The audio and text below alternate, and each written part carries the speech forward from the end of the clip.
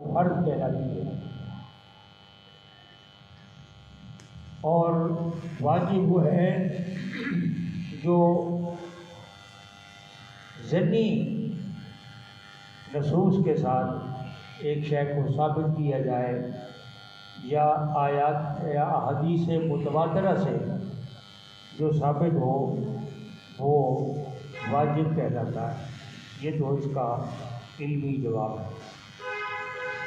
عام اصطلاحی جواب یہ ہے کہ فرض وہ ہے جس کا انکار کفر ہے۔ فرض کا انکار کفر ہے۔ مثلا کوئی آدمی نماز کا انکار کر دے کہ میں نماز پڑھتا ہی نہیں تو کافر ہو جائے گا۔ کوئی کہے کہ روزے میں نہیں رکھتا، مجھ پر روزے فرض نہیں ہیں، یا روزے فرض ہی نہیں ہیں، جب روزوں کا حکم ہی نہیں ہے، یا میں نہیں رکھتا، ان صورتوں میں وہ کافر ہو جائے گا۔ اور واجب وہ ہے جس کے انکار پر کافر تو نہیں ہوگا مگر گنہگار ضرور ہوگا۔ یہ ہے عام اصطلاحی تعریف کہ فرض وہ ہے جس کا انکار نہ کیا جا سکے، اور اس کے انکار کرنے والے کوتاہ اور ہے۔ ایک آدمی نماز نہیں پڑھتا وہ کافر نہیں ہوگا، نہیں پڑھتا، لیکن جب انکار اپنی زبان سے کرے گا کہ نہیں میں نہیں پڑھتا تو پھر کافر ہو جائے گا۔ روزہ نہیں رکھتا تو نہیں رکھتا، کافر نہیں ہوگا، گناہگار تو ہے، کافر نہیں۔ لیکن اگر کہے کہ میں روزہ رکھتا ہی نہیں ہوں تو پھر وہ کافر ہو جائے گا، کیونکہ روزہ فرض ہے، نماز فرض ہے، حج فرض ہے، زکوٰۃ فرض ہے۔ تو جو اللہ کے حکم کے ساتھ نص قطعی کے ساتھ، یعنی آیت مقدسہ قرآن حکیم کی آیت واضح کے ساتھ جو ثابت ہو وہ ہے فرض، اور جو آیت کے ظن سے ثابت ہو رہا ہو وہ ہے واجب۔ تسلی ہو گئی ہے جی۔ آیت کریمہ جو روزوں کے متعلق میں نے تلاوت کی ہے، اللہ کریم نے ارشاد فرمایا یا ایھا الذین آمنوا کتب علیکم الصیام، اے ایمان والو تم پر روزے فرض کیے گئے ہیں۔ کوتبہ یہ لکھنے کے معنی میں ہے، کاتب یکتب کتابتاً، کتابت کا معنی ہوتا ہے لکھنا، اور اسی سے ہے یکتب وہ لکھتا ہے، اور کوتبہ یہ ماضی مجہول کا صیغہ ہے، لکھا گیا ہے۔ کوتبہ علیکم الصیام، تم پر روزے لکھ دیے گئے ہیں۔ اور اللہ تبارک و تعالی جس لکھنے کی بات فرما دے وہ فرض کے مترادف ہے۔ کوتبہ کا معنی فرضہ، یعنی مفسرین نے جس کا ترجمہ کیا کوتبہ اے فرضہ، یعنی کوتبہ لکھا گیا یعنی فرض کر دیا گیا، تم پر یہ فرض کیا گیا ہے کہ تم روزے رکھو۔ اور اللہ کی یہ شان کریمی ہے اور بندہ نوازی ہے کہ وہ جس کسی اہم بات کو یا مشکل بات کو، یعنی روزہ ایک مشکل امر تھا، 12 13 14 گھنٹے کا گرمیوں کا روزہ، یہ ایک مشکل مرحلہ تھا، تو اللہ تعالیٰ نے ایک تسلی اور تشفی کی صورت میں بات ساتھ ساتھ فرما دی، کما کتب علی الذین من قبلکم، فرمایا یہ صرف تم پر نہیں ہے کہ تم یہ سمجھو کہ یہ ہم پر کوئی عذاب آ گیا یا مصیبت آ گئی یا تکلیف آ گئی یا اللہ کی طرف سے ہم پر خاص حکم آ گیا ہے، یہ خاص حکم تم پر نہیں، کما کتب علی الذین من قبلکم، تم سے پہلے جو لوگ گزر گئے ہیں ان پر بھی یہ روزے فرض تھے، یہ روزے فرض تھے۔ اس کا مطلب یہ ہے کہ روزے ابتدا سے فرض ہوئے ہیں۔ باقی انبیاء علیہ السلام پر بھی یہ روزے فرض تھے۔ اب یہ صرف اس امت کے لیے فرض نہیں ہے، کما کتب علی الذین من قبلکم، جیسا کہ تم سے پہلے لوگوں پر بھی فرض تھے۔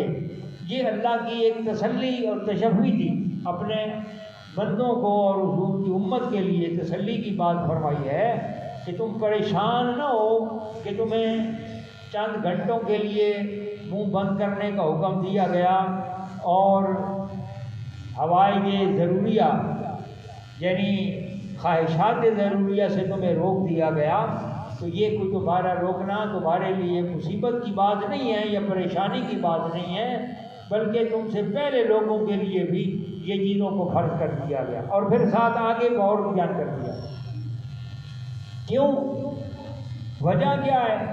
اب اللہ تعالیٰ وجہ نہ بتائے تو بھی شان کا مالک ہے، بے نیاز ذات ہے،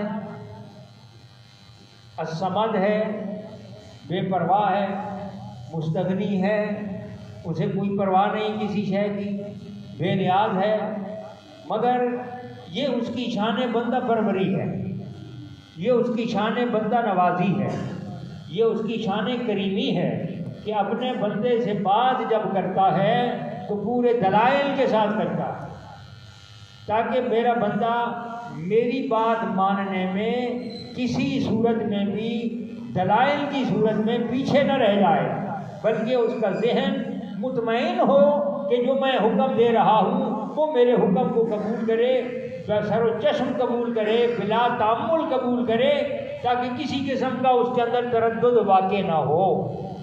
کیا بیان فرمایا؟ فرمایا روزے فرض کر دیے گئے، تم سے پہلوں پر بھی فرض ہے، یہ تمہارے لیے صرف نہیں ہے۔ فرض کیوں کر دیے گئے؟ یہ منہ کو کیوں بند کرا دیا گیا؟ 12-14 گھنٹے کے لیے ہمیں کیوں ایسا کھانے پینے سے روک دیا گیا اور ضرورت خواہشات سے روک دیا گیا؟ تو وجہ کیا ہے؟ فرمایا لعلکم تتقون، وجہ یہ ہے کہ تم پرہیزگار ہو جاؤ۔ اب وجہ بیان کر دی گئی روزے کی، سبب بیان کر دیا گیا روزے کا، کیوں روزہ فرض کیا گیا؟ لعلکم تتقون، تاکہ تم پرہیزگار ہو جاؤ۔ اب اس کا مطلب یہ ہے کہ روزہ انسان کو پرہیزگار بناتا ہے، اور اگر روزے کے باوجود بھی پرہیزگاری نہ آئے تو پھر اصل علت ہے روزے کی، سبب ہے روزے کا، اس کے فرض کرنے کا اور لازم کرنے کا جو سبب ہے وہ ختم ہو جائے گا۔ اور یہ قانون اور اصول ہے، اذا فات السبب فات المسبب، فات الشرط فات المشروط، جب شرط فوت ہو جاتی ہے تو مشروط بھی فوت ہو جاتا ہے۔ کوئی آدمی کسی کے ساتھ کہے کہ میں اگر بارش آئی تو میں آؤں گا، اور بارش نہ آئے تو وہ نہیں آئے گا، کیونکہ اس نے قید شرط کس کے ساتھ لگائی ہے؟ بارش کے آنے کے ساتھ۔ اگر بارش آئی تو میں آ جاؤں گا، اور اگر بارش نہ آئے تو اس کو آنے کا حق نہیں ہے۔ تو یعنی فات شرط فات المشروط، جب شرط فوت ہو جائے تو مشروط ہی فوت ہو جاتا ہے۔ تو روزے کے اندر بھی شرط ہے، وہ ہے تقویٰ، اور جب تقویٰ فوت ہو جائے، تقویٰ اختیار ہی نہ کرے، پرہیزگاری آئے ہی نہیں، تو پھر روزے کا اصل مقصد ختم ہو جائے گا، مشروط ختم ہو جائے گا، شرط ختم ہو گئی۔ روزے کی شرط یہ ہے تقویٰ، تقویٰ ختم ہو گیا، تقویٰ پیدا نہ ہو سکا تو پھر روزے کا اصل مقصد ہی فوت ہو جائے گا، اصل مقصد ہی ختم ہو جائے گا۔ اب دیکھنا یہ ہے کہ تقویٰ کیا ہے، تقویٰ کسے کہتے ہیں؟ جس کے بارے میں اللہ تعالیٰ نے اتنے بڑے حکم کو جاری اور ساری فرمایا، اور پھر تسلی اور تشفی کے ساتھ بھی دلائل کے ساتھ بھی بیان کر کے اس امت کو مطمئن کر کے اس حکم کی تابعداری کے لیے ارشاد فرما دیا ہے، تو پھر اس جس مقصد کے لیے بیان کیا گیا وہ مقصد کیا ہے؟ تقویٰ۔ تو تقویٰ کیسے کہتے ہیں؟ تقویٰ کی بہت ساری تعریفیں ہیں، احادیث میں علماء متکلمین، متصوفین، مفسرین، محدثین، بہت سارے علماء نے اپنے اپنے اس نتیجہ فکر کی صورت میں تقوی کی تعریف فرمائی ہے۔ اور جو بہت زیادہ پسند کر دی گئی ہے وہ امام غزالی کی بیان کردہ تقوی کی تعریف ہے۔ زیادہ جمہور نے جس کو لائک کیا ہے، پسند کیا ہے، وہ ہے امام غزالی کا بیان کردہ تقوی کا بیان اور تقوی کی تعریف۔ تو امام غزالی نے تقوی کی تعریف کیا فرمائی ہے؟ فرمایا تقوی کی تعریف یہ ہے کہ جس طرح خاردار جھاڑیوں میں سے انسان کو گزرنا ہو تو وہ اپنے کپڑوں کو سمیٹ کے گزرے تاکہ کوئی کانٹا، کوئی ٹہنی چبھ نہ جائے، تاکہ میری منزل مجھ سے دور ہو جائے گی اور میرا وقت ضائع ہو جائے گا۔ میں اپنے وقت ضائع کیے اپنی منزل پہ پہنچوں اور کوئی کانٹا مجھے نہ چبھے، اس میں نہ الجھوں اور نہ اپنا وقت ضائع کروں اور نہ ہی اپنی اس منزل سے میں دیر تک پہنچوں، بلکہ میں اپنی منزل پر جلدی سے پہنچوں۔ یہ تقویٰ ہے۔ تو اس کو منطبق کیسے کیا جائے گا؟ اس کو منطبق یہ کیا جائے گا کہ یہاں ہر طرح شیطانی اعمال کی خارجار جھاڑیاں ہیں۔ شیطان نے ہر طرف کانٹے ہی کانٹے بچھا رکھے، ان کانٹوں سے بچ کر آپ کو جنت میں پہنچنا ہے، اللہ کی رضا تک پہنچنا ہے، اپنے دامن کو بچا کے نکلنا ہے، الجھنا نہیں ہے، وقت ضائع نہیں کرنا، اپنے آپ کو خراب نہیں کرنا۔ اگر کوئی شیطان کا کانٹا چبھ گیا تو پھنس جاؤ گے، ایک چھڑاؤ گے تو دوسرا ٹکر جائے گا، دوسرا چھڑاؤ گے تو تیسری ٹہنی پکڑ جائے گی۔ نتیجہ یہ ہوگا کہ اس میں الجھتے رہ جاؤ گے اور منزل آشنا نہیں ہو سکو گے۔